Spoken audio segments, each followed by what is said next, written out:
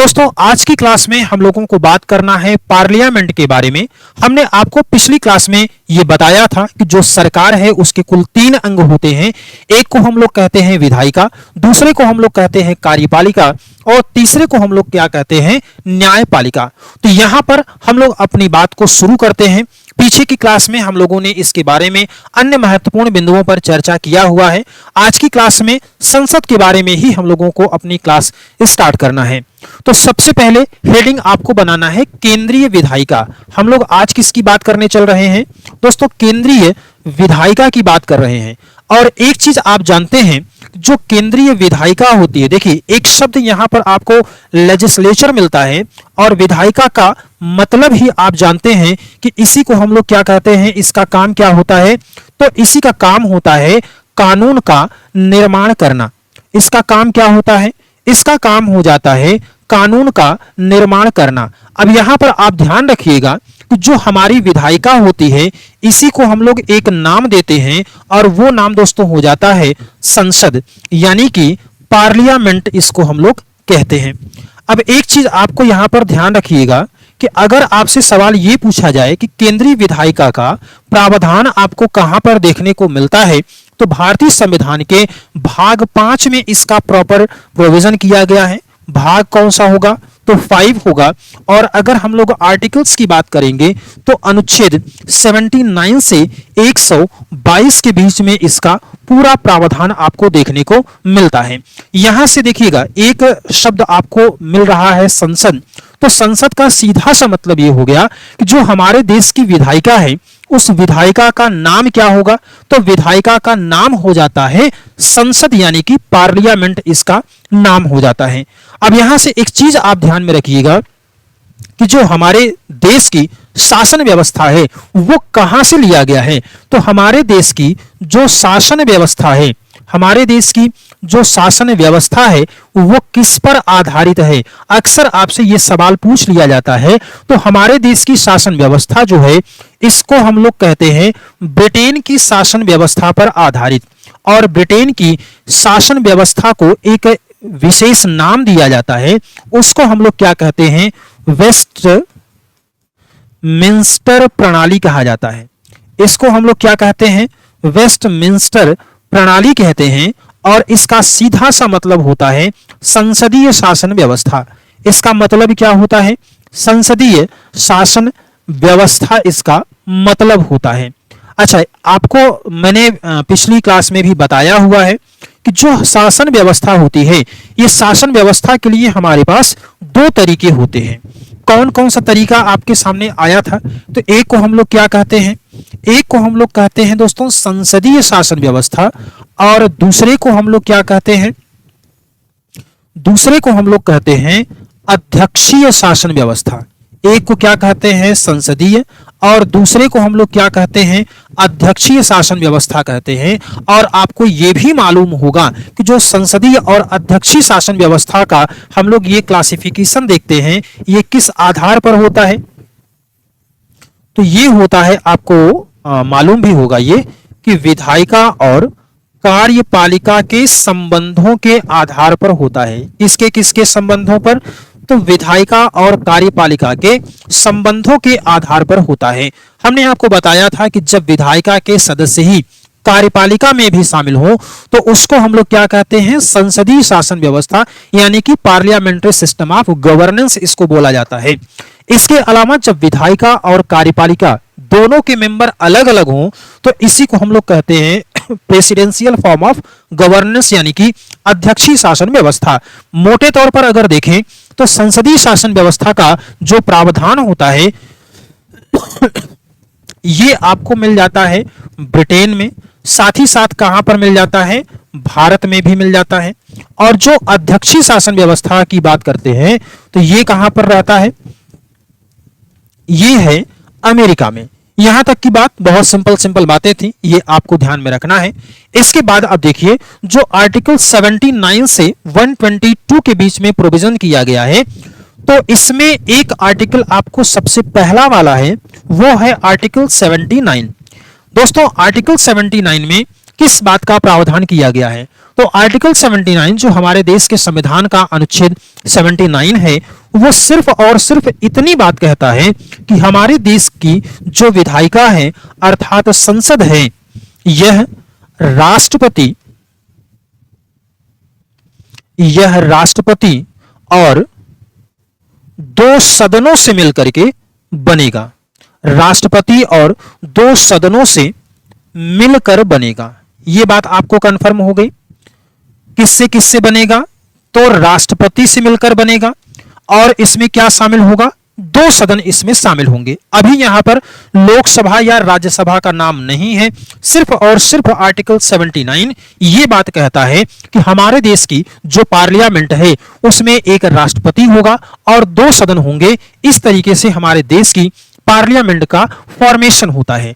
अब आगे बढ़ते हैं और देखते हैं आर्टिकल 79 के अकॉर्डिंग पार्लियामेंट में कौन कौन सी महत्वपूर्ण बातें यहां पर शामिल होती हैं। दोस्तों, आर्टिकल 79 के अनुसार अगर आप देखेंगे इसी बात को, तो संसद है और संसद में कौन कौन शामिल हो गए हैं? संसद में 3 लोग शामिल हो गए हैं। कौन कौन से हैं यहां पर? तो एक तो हो गया आपका राष्ट्रपति, दूसरे में हम लोगों को 2 हाउस की बात करनी है।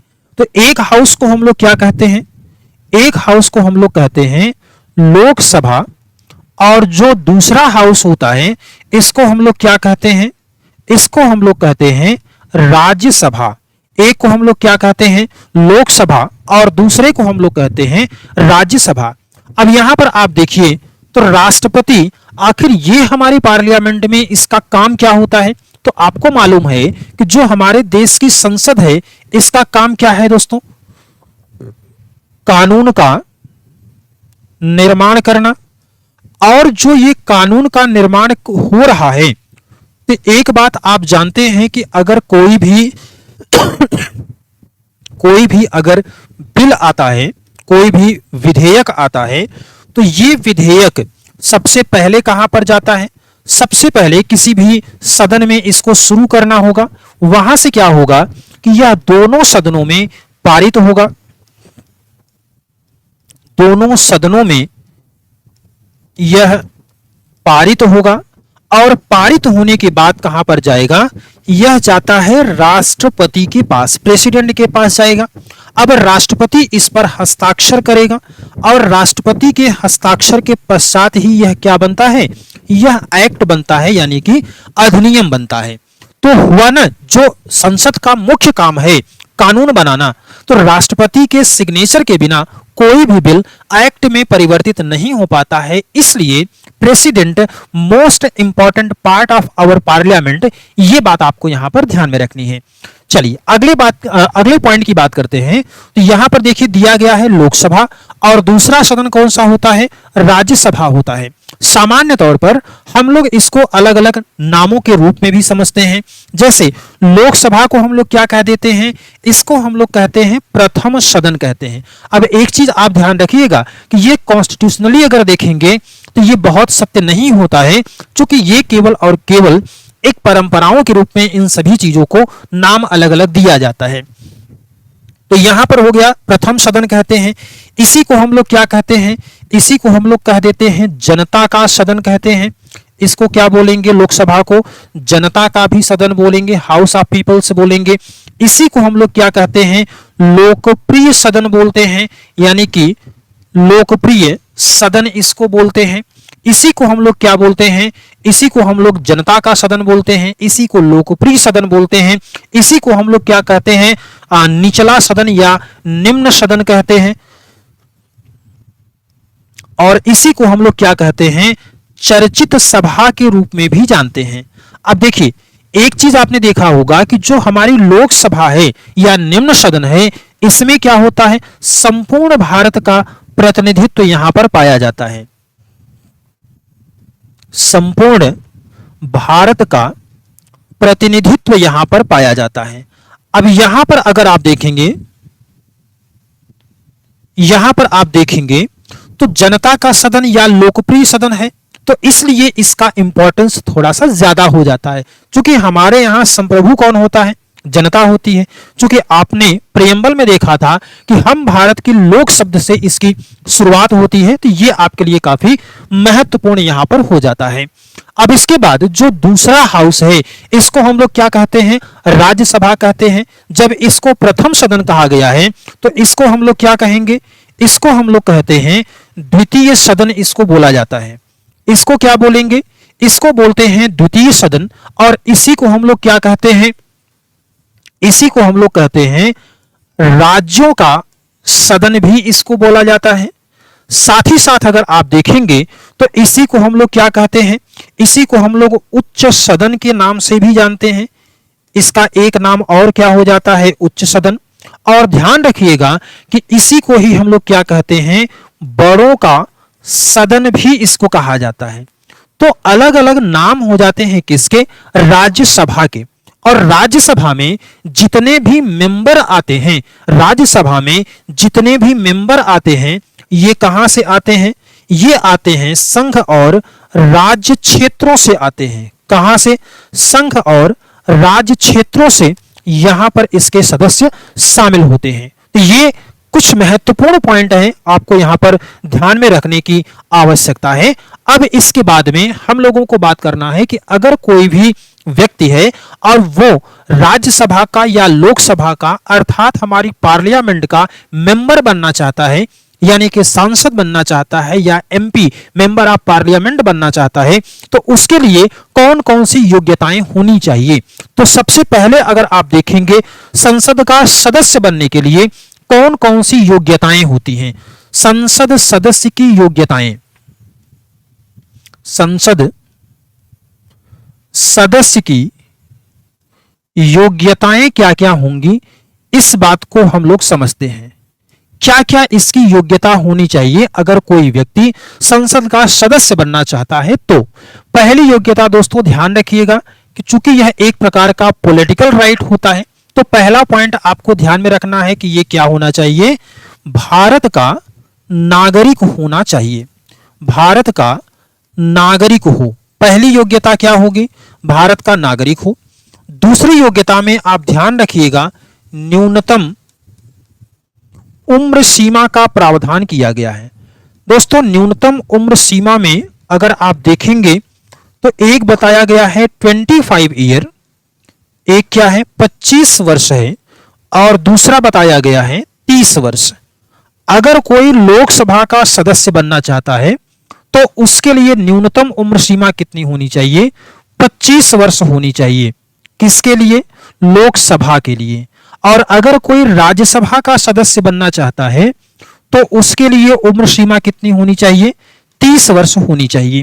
तो लोकसभा और राज्यसभा दोनों के लिए न्यूनतम उम्र सीमा का भी प्रावधान आपको देखने को मिलता है। इसके बाद में देखेंगे तो अगला जो तीसरा पॉइंट होता है, तीसरी योग्यता के रूप में इसमें प्रावधान किया गया है कि इसको शपथ लेना होगा। शपथ लेना होगा। और ये शपथ किसके सामने लेगा? तो शपथ लेता है चुनाव आयोग के द्वारा। चुनाव आयोग के द्वारा प्राधिकृत प्राधिकारी के समक्ष।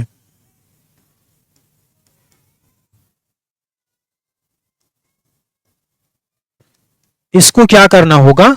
शपथ लेना होगा। अब इसके बाद में देखिए एक योग्यता का और भी प्रोविजन किया गया, उसको हम लोग क्या कहते हैं कि संसद के द्वारा, संसद द्वारा निर्धारित अन्य योग्यताएं। संसद द्वारा निर्धारित अन्य योग्यताएं भी अगर इसके पास हैं, माने कि आगे चल करके अगर संसद ने किसी अन्य योग्यता का प्रावधान कर दिया है तो वो योग्यता भी उस नागरिक के पास होनी चाहिए, तभी वो हमारी पार्लियामेंट का मेंबर बन सकता है। अब यहां पर देखेंगे तो नाम अक्सर आपने सुना होगा। ये तो हो गई हम लोगों की जो सामान्य योग्यताएं होती हैं, कोई भी अगर संसद का सदस्य बनना चाहता है तो। अब इसके बाद देखेंगे तो कुछ अन्य अयोग्यताओं का भी प्रावधान किया गया है। अन्य योग्यताएं क्या हैं?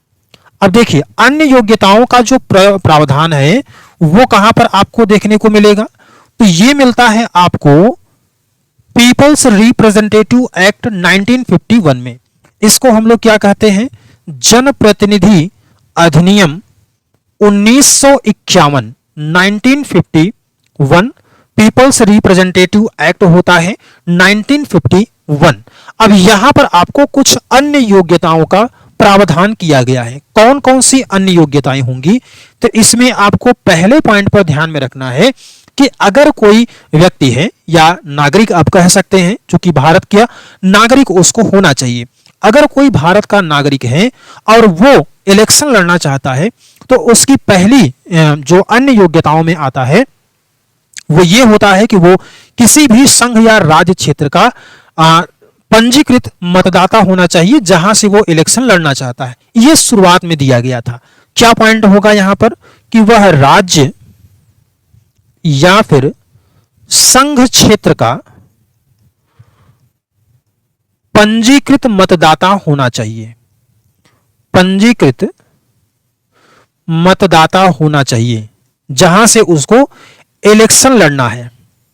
लेकिन फिर क्या हुआ, साल 2003 में इस बाध्यता को क्या कर दिया गया, बाध्यता को समाप्त कर दिया गया और इसका जो समर्थन था वो 2006 में सुप्रीम कोर्ट ने भी इसका समर्थन किया कि इसकी बाध्यता को समाप्त कर देना कोई गलत बात नहीं होगी। यह बात आपको समझ में आई। अब यहां पर जो दूसरी अन्य योग्यता का प्रावधान है, अक्सर आप सुनते हैं कि कुछ सीटें होती हैं जो कि एससी और एसटी कैटेगरी के लिए क्या होती हैं, ये रिजर्व होती हैं। रिजर्व जो रहती हैं वहां पर कौन इलेक्शन लड़ेगा, तो जो भी सीटें एससी और एसटी के लिए हैं वहां पर चुनाव लड़ने का अधिकार किसके पास होगा, यहां पर चुनाव लड़ने का अधिकार किसके पास होगा। तो अब यहां पर ध्यान में रखिएगा, चुनाव वहां पर वही लड़ सकता है जो कि एससी या एसटी कैंडिडेट होगा। यह बात कंफर्म हो गई होगी। तो एससी एसटी की रिजर्व सीट पर इलेक्शन कौन लड़ सकता है, तो वो एससी एसटी कैटेगरी का ही कैंडिडेट होना चाहिए। लेकिन एक महत्वपूर्ण बात ये ध्यान में रखिएगा कि अगर कोई एससी एसटी कैंडिडेट है तो वो रिजर्व सीट पर तो इलेक्शन लड़ेगा ही लड़ेगा, साथ ही साथ यह जनरल सीट पर भी इलेक्शन लड़ सकता है, ये जनरल सीट पर भी फाइट कर सकता है। लेकिन एससी एसटी की सीट पर कोई भी जनरल कैटेगरी वाला कैंडिडेट खड़ा नहीं हो सकता है। ये आपको पीपल्स रिप्रेजेंटेटिव एक्ट 1951 में अन्य योग्यताओं के संदर्भ में इस बात का प्रावधान आपको दिया गया है। अब देखिए ये तो हो गई योग्यताएं कि ये इनके पास इतनी क्वालिटी अगर है, इतनी सारी एलिजिबिलिटी है तो वो क्या कर सकते हैं, वो संसद का सदस्य बन सकते हैं। इसके अलावा देखिएगा तो कुछ अयोग्यताओं का भी प्रावधान किया गया। कौन कौन सी अयोग्यताएं हो सकती हैं, तो अयोग्यताओं में आप बहुत सिंपली कुछ बातों को जानते भी होंगे, जैसे कि पहला इसमें बताया गया कि लाभ के पद पर नहीं होना चाहिए, लाभ के पद पर नहीं होना चाहिए, यह बात आपको ध्यान में रखनी है। और लाभ के पद पर ध्यान रखिएगा कि कोई भी मंत्री, चाहे वो केंद्र का होगा चाहे वो राज्य का होगा, तो वो क्या माना जाएगा, लाभ के पद पर नहीं माना जाएगा। कोई राष्ट्रपति है, उपराष्ट्रपति है, राज्यपाल है, तो इसको भी लाभ के पद पर नहीं माना जाएगा। अब इसके अलावा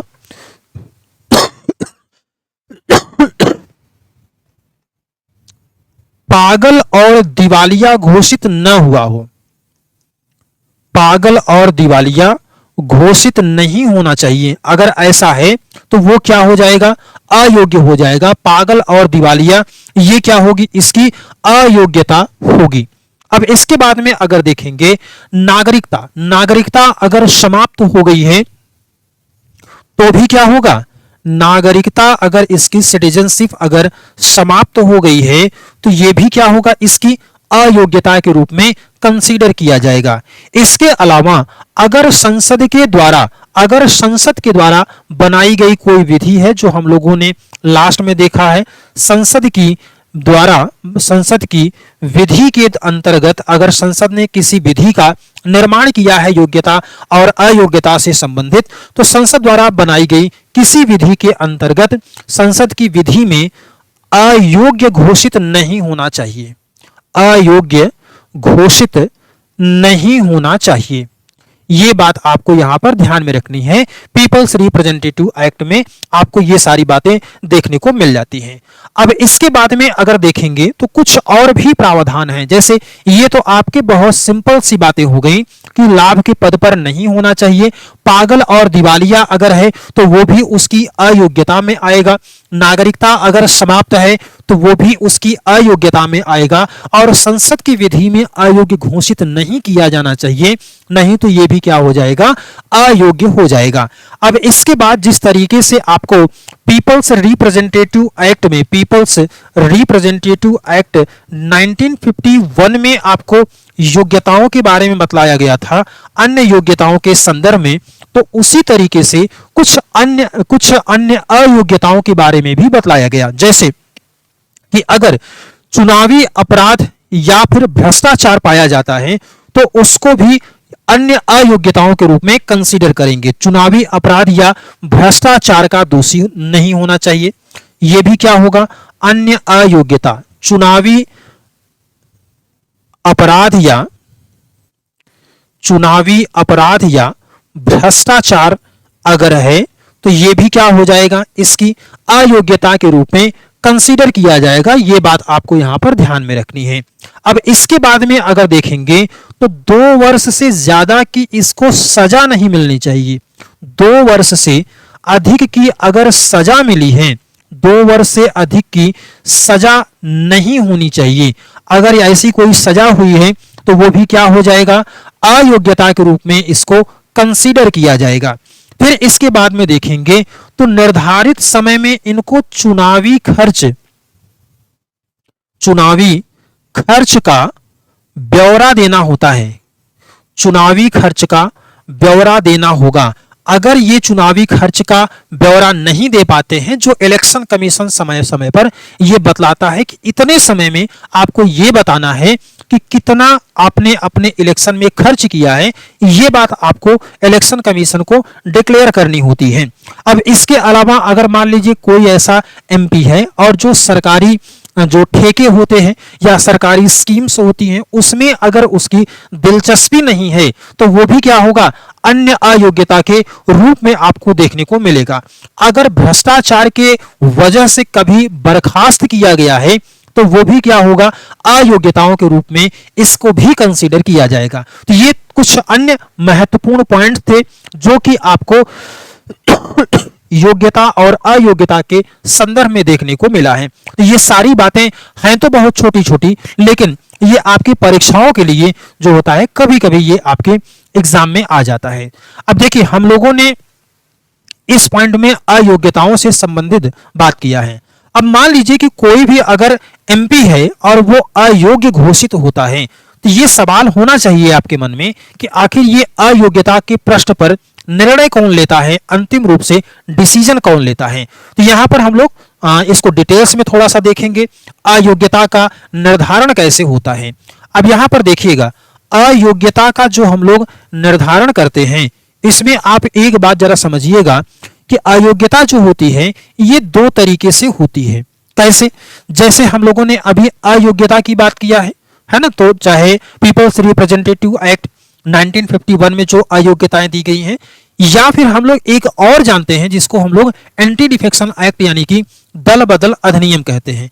तो अयोग्यता जो होती है वो 2 तरीके की होती है। एक को हम लोग क्या कहते हैं, सामान्य अयोग्यता कहते हैं, एक को हम लोग क्या कहते हैं, सामान्य अयोग्यता कहते हैं, और दूसरे को हम लोग क्या कहते हैं, दल बदल के आधार पर अयोग्यता। दल बदल के आधार पर अयोग्यता। तो जो सामान्य अयोग्यता का प्रश्न होता है इस पर कौन निर्णय लेता है, और जो दल बदल के आधार पर अयोग्यता होती है इस पर कौन निर्णय लेता है। तो यहां पर अंतिम निर्णय कौन लेता है? यहां पर अंतिम निर्णय निर्वाचन आयोग की सलाह पर राष्ट्रपति लेगा। अगर ये वाली कंडीशन है तो यहां पर निर्णय कौन लेगा? निर्वाचन आयोग की सलाह पर, इलेक्शन कमीशन की सलाह पर कौन लेगा? तो यहां पर डिसीजन लेता है राष्ट्रपति। अगर सामान्य अयोग्यता का प्रश्न है तो कौन सलाह, अंतिम डिसीजन कौन लेगा? तो वो लेता है राष्ट्रपति, लेकिन इलेक्शन कमीशन की सलाह पर लेगा। दूसरा पॉइंट आपको यहां पर है, दल बदल के आधार पर, एंटी डिफेक्शन एक्ट के आधार पर होता है। और दल बदल की जो व्यवस्था की गई है ये आपने पढ़ा था 10th शेड्यूल में, यानी कि 10वीं अनुसूची में इसका प्रावधान आपको देखने को मिलता है। किसका प्रावधान है? दल बदल के आधार पर अगर कोई सदस्य अयोग्य घोषित होता है तो उसका पूरा प्रावधान आपको कहां पर मिलता है? ये मिल जाता है आपको 10वीं अनुसूची में मिलता है, दल बदल के आधार पर अयोग्यता का प्रश्न।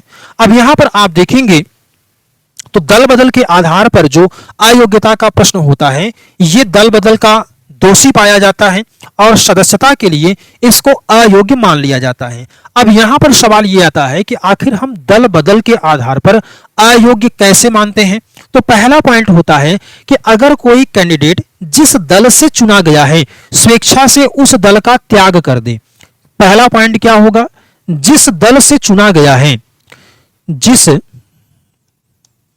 पहला पॉइंट क्या होगा कि जिस दल से चुना गया है या जिस दल से आया उसी का क्या कर दे? यह त्याग कर दे तो क्या हो जाएगा? वो दल बदल के आधार पर अयोग्य घोषित हो जाएगा। या दूसरा पॉइंट क्या होगा कि अगर कोई कैंडिडेट है और अपनी पार्टी के खिलाफ या अपनी पार्टी के निर्देशों के विरुद्ध अगर मतदान करता है या फिर नहीं करता है, कहने का मतलब ये हो गया कि पार्टी के विरुद्ध अगर कोई कार्य कर रहा है, पार्टी के विरुद्ध अगर कोई कार्य कर रहा है। अब पार्टी के विरुद्ध कार्य का मतलब यहां पर इसको आप एक्सपैंड करके जरा इस बात को समझिएगा कि दल के कार्यों के विरुद्ध, दल के विरुद्ध अगर कोई कार्य कर रहा है, जैसे अपने दल के जो निर्देश दिए गए हैं उसके आधार पर उसके विरुद्ध सदन में मतदान कर देता है या मतदान नहीं करता है, कहने का मतलब है कि पार्टी जो निर्देश दे रही है, दल के द्वारा जो निर्देश दिया गया है उस मेंबर को वही कार्य करना होगा। यानी कि पार्टी के विरुद्ध अगर कार्य कर रहा है तो उसको भी क्या माना जाएगा? दल बदल के आधार पर अयोग्य माना जाएगा। अब यहां पर ध्यान रखिएगा कि अगर कोई इंडिपेंडेंट कैंडिडेट है यानी कि निर्दलीय कैंडिडेट है, निर्दलीय सदस्य किसी राजनीतिक दल में अगर शामिल हो जाता है तो वो भी क्या होगा? दल बदल के आधार पर अयोग्य माना जाएगा। यहां पर एक पॉइंट आप और क्या लिखेंगे कि अगर कोई निर्दलीय उम्मीदवार है और ये क्या करे? किसी पार्टी में शामिल हो जाए तो इसको भी हम लोग क्या मानेंगे? एंटी डिफेक्शन एक्ट में इसको अयोग्य मान लेंगे। अब यहां पर एक चीज और ध्यान में रखना है, चूंकि मेंबर आप देखे हैं कि जितने भी मेंबर्स होते हैं, अभी आगे हम लोग और पढ़ेंगे इसको, मेंबर जो होते हैं ये दो तरीके से होते हैं। एक कौन से होते हैं? इलेक्टेड होते हैं और दूसरे कौन से होते हैं? नॉमिनेटेड होते हैं। जैसे खास करके इस समय कहां पर होंगे? तो ये राज्यसभा में आपको देखने को मिलेगा। हालांकि लोकसभा में जो दो एंग्लो इंडियन मेंबर के नॉमिनेशन का प्रोविजन था वो वर्तमान में हट चुका है, इसको हम लोग लोकसभा वाले पॉइंट पर पढ़ेंगे। तो यहां पर आपने देख लिया कि दो तरीके के कैंडिडेट्स मेंबर होते हैं, एक इलेक्टेड और दूसरा नॉमिनेटेड होता है। तो अगर कोई नॉमिनेटेड यानी कि मनोनीत सदस्य है और 6 माह के बाद वो किसी दल में चला जाता है, यहां पर क्या लिखेंगे? अगर कोई मनोनीत सदस्य है, नॉमिनेटेड मेंबर है और ये 6 माह बाद अगर यह किसी दल में चला जाता है तो भी क्या माना जाएगा? एंटी डिफेक्शन एक्ट इसको माना जाएगा, यानी कि दल बदल के आधार पर उसको अयोग्य घोषित कर दिया जाएगा। अब यहां पर हम लोगों ने यह समझा कि आखिर दल बदल के आधार पर अयोग्यता होती कैसे है। अब सवाल हमारा मूल रूप में यह था कि आखिर जो दल बदल के आधार पर अयोग्यता का डिसीजन है वो कौन लेता है। तो यहां पर ध्यान रखिएगा कि अगर अयोग्यता के आधार पर किसी भी प्रकार का डिसीजन लेना है तो सदन का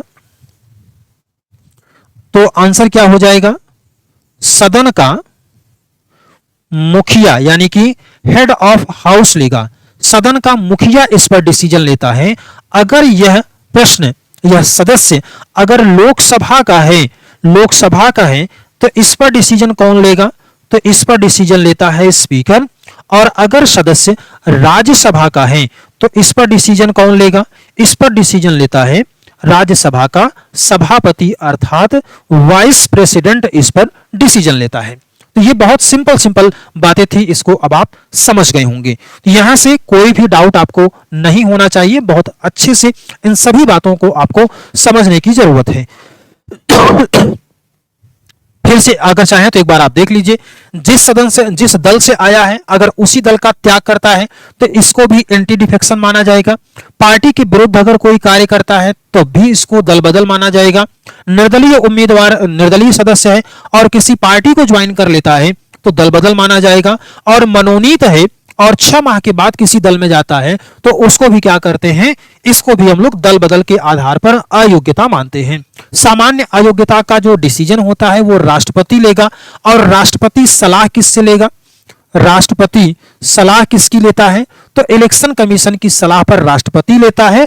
और दल बदल के आधार पर अगर अयोग्यता है तो हेड ऑफ हाउस यानी कि सदन का मुखिया इस पर डिसीजन लेता है। लोकसभा का मेंबर होगा तो वो स्पीकर लेगा और राज्यसभा का होगा तो वो सभापति लेता है। यहां तक की बात आपको समझ में आ गई होगी। अब यहां पर हम लोगों ने बात कर लिया संसद में कौन कौन लोग शामिल होते हैं, संसद का सदस्य बनने के लिए कौन कौन सी योग्यता होती है, कौन कौन सी अयोग्यता होती है, और अयोग्यता का प्रश्न अगर आता है तो इस पर अंतिम निर्णय कौन लेगा। अब सवाल आपके मन में आता है कि अगर लोकसभा या राज्यसभा का सदस्य उसका पद रिक्त होता है, यानी किसी एमपी का अगर पद रिक्त होता है तो उसके कौन कौन से तरीके हैं, तो हेडिंग आप बनाइएगा पद का रिक्त होना। कैसे इसका पद रिक्त हो सकता है, इस बात की चर्चा हम लोग करते हैं। पद रिक्त होना, और पद रिक्त होने में अगर आप देखेंगे तो पद रिक्त होने में जो पहला पॉइंट आपको मिलेगा वो मिलता है अयोग्यता के प्रश्न पर। पहला क्या हो गया, अयोग्यता के आधार पर। और अयोग्यता के आधार पर जो भी इनएलिजिबिलिटी होती है इसको हम लोगों ने अच्छे से समझ लिया है। और यहां पर अयोग्यता का मतलब यहां पर सिर्फ एक नहीं बल्कि दोनों होगा, चाहे हम लोग सामान्य अयोग्यता की बात करें और चाहे हम लोग इसको दल बदल के आधार पर बात करें, तो ये दोनों पॉइंट जो होगा ये अयोग्यता, यानी कि अगर कोई मेंबर अयोग्य होता है तो भी उसका पद क्या हो जाएगा, रिक्त हो जाएगा। बात क्लियर हो गई।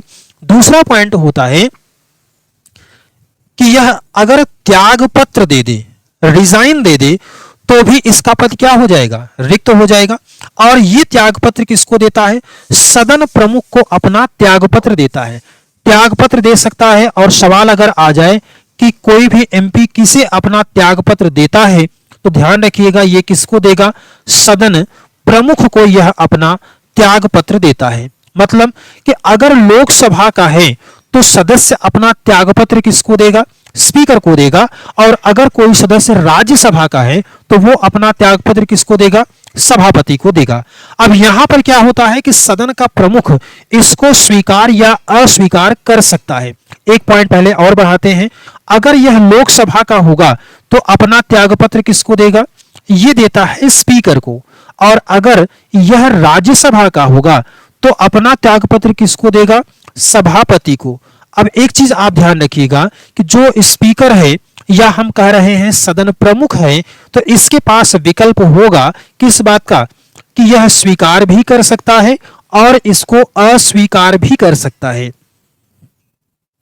स्वीकार या अस्वीकार करने का विकल्प जो होगा वो हेड ऑफ हाउस के पास बना रहेगा। अब इसके बाद में अगर हम लोग देखें तो अगला कौन सा होगा, अनुपस्थिति अगर करता है, मतलब कि अगर हाउस में यह अनुपस्थित रहता है, एब्सेंट रहता है, अनुपस्थिति की स्थिति में अगर यह एब्सेंट रहता है तो इस कंडीशन में भी क्या होगा, इसकी अयोग्यता का प्रश्न यहां पर सामने आपको इसमें पद रिक्त होने की बात आपको देखने को मिलती है। कैसे होता है, अनुपस्थिति में अगर बिना अनुमति के कितने दिनों तक, 60 दिनों से अधिक अगर सदन की बैठक में अनुपस्थित हो क्या लिखेंगे यहां पर? तो बिना अनुमति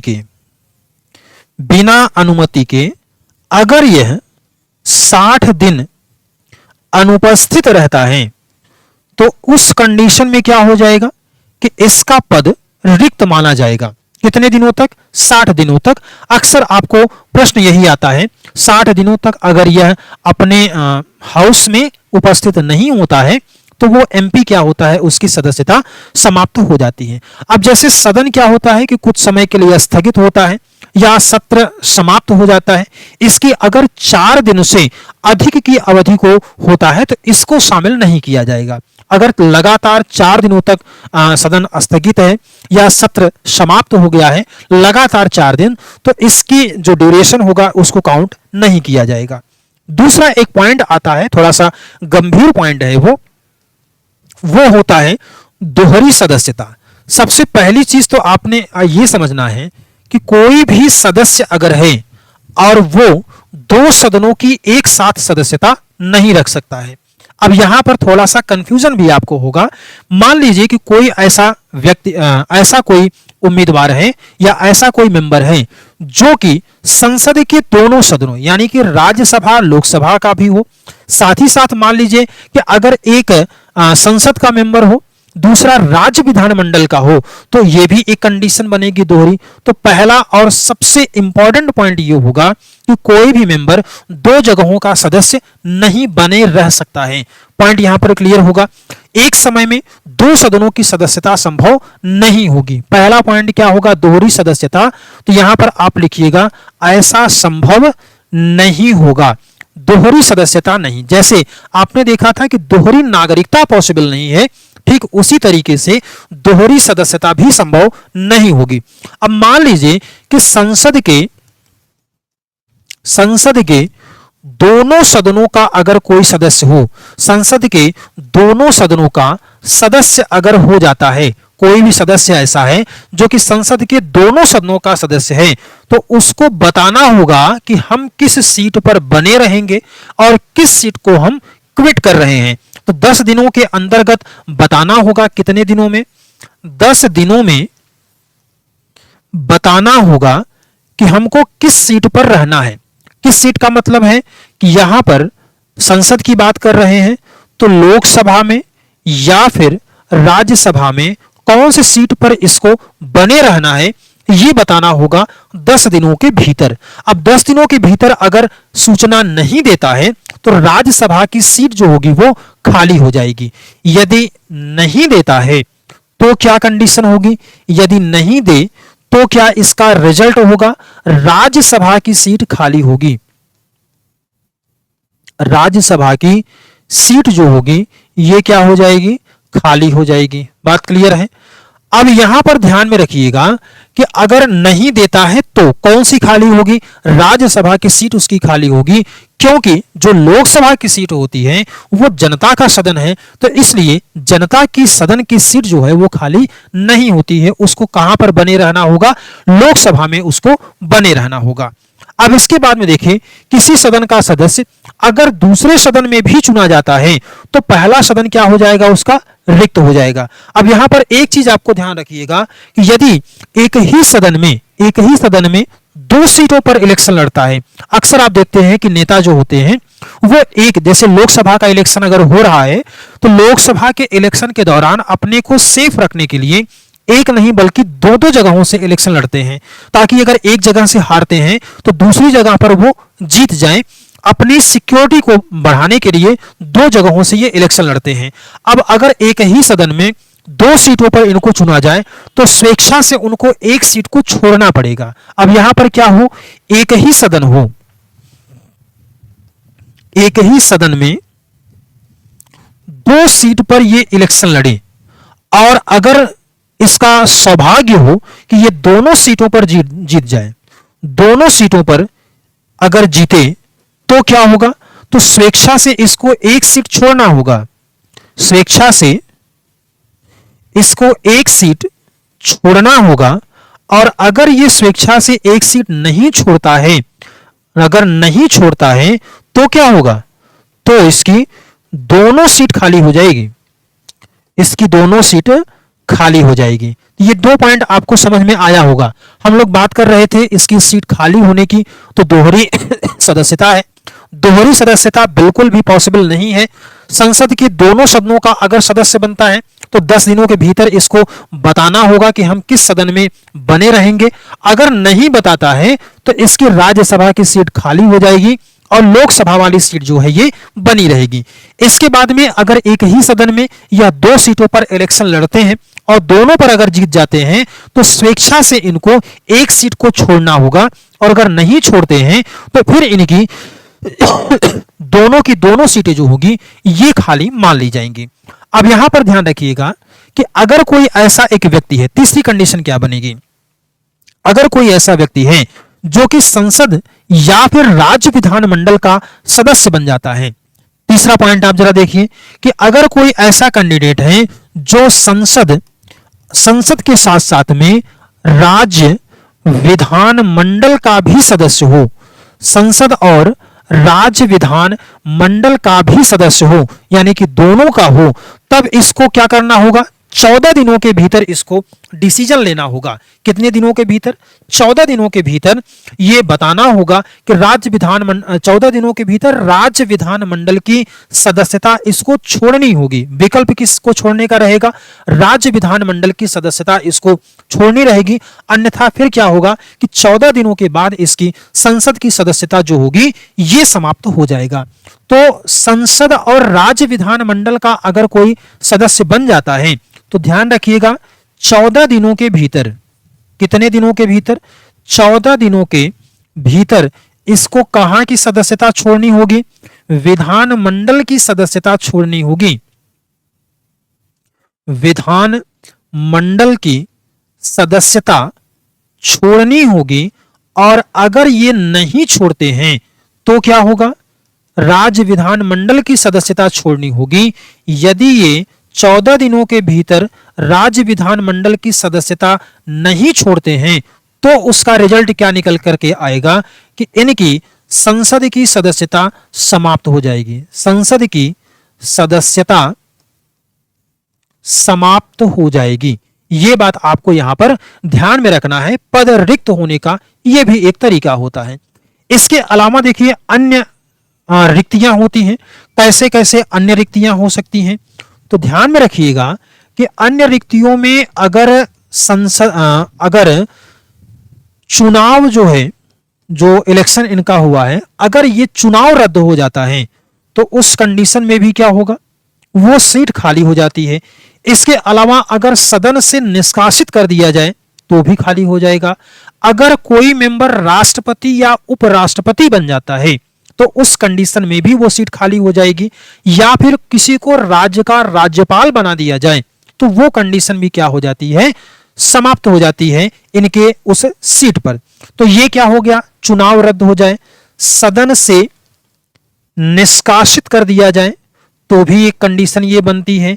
इसके अलावा अगर वह राष्ट्रपति बन जाए या उपराष्ट्रपति बन जाए या फिर राज्यपाल बन जाए तो ये सारी कंडीशन क्या होंगी? उस पद को रिक्त होने के लिए ये सारे कंडीशंस जो होंगे वो पर्याप्त होंगे। तो ये तो तरीका हो गया कि किस तरीके से पद रिक्त होते हैं। और एक पॉइंट यहां पर हम लोग और डिस्कस कर लेते हैं। जो हम लोग ओथ और अफर्मेशन की बात करते हैं, शपथ की बात करते हैं, तो शपथ ये किसके सामने लेते हैं? हमने आपको बताया था कि चुनाव आयोग के द्वारा जो प्राधिकृत प्राधिकारी होता है उसी के सामने ये शपथ लेते हैं। तो वो कौन होता है? राष्ट्रपति होता है। वो व्यक्ति कौन होता है? राष्ट्रपति होता है। अब राष्ट्रपति चाहे राष्ट्रपति अगर चाहे तो या तो राष्ट्रपति के सामने लेगा या फिर इस कार्य के लिए नियुक्त अन्य व्यक्ति के सामने ये क्या करते हैं? सभी सदस्य शपथ लेते हैं। अब एक पॉइंट आपको और भी सवालों के रूप में मिलता है। अच्छा, एक कंडीशन आप जानिएगा, बिना शपथ के कोई भी सदस्य जो होगा वह सदन में नहीं बैठ सकता है, सदन में नहीं बैठता है। और अगर बैठता है तो क्या कंडीशन होगी। अब यहां पर ना तो ये बैठ पाएगा और दूसरा एक कंडीशन और है, ना मतदान करेगा। उस हाउस में इसको मतदान करने का भी कोई राइट नहीं होगा। अब यहां पर अगर ये भाग लेता है इस कंडीशन में तो इसको 500 रुपए का जुर्माना देना पड़ेगा। 500 रुपए जुर्माना देना पड़ेगा। कितना? प्रतिदिन के हिसाब से इसको ये जुर्माना देना होता है। अगर कोई सदस्य बिना शपथ ग्रहण किए हुए अगर जाता है, सदन में बैठता है, तो उसको आप ध्यान में रखिएगा कि इसको प्रतिदिन के हिसाब से 500 रुपए का जुर्माना देना होगा। तो ये थी हम लोगों की आज की क्लास, जिसमें हम लोगों ने संसद के बारे में कुछ छोटी छोटी लेकिन महत्वपूर्ण बातों पर चर्चा किया है। अगली क्लास में हम लोग बात करेंगे अब संसद के जो दोनों सदन हैं। चूंकि हम लोग राष्ट्रपति की बात कर चुके हैं, अब यहां पर सदन के जो दो सदन हैं इसकी चर्चा हम लोग करेंगे। एक को हम लोग क्या कहते हैं, लोकसभा, और दूसरे को हम लोग कहते हैं राज्यसभा। तो लोकसभा की चर्चा हम लोग अपनी अगली क्लास में करेंगे। आज के लिए हमारी और आपकी क्लास बस यहीं तक है। आप सभी को जय हिंद, वंदे मातरम।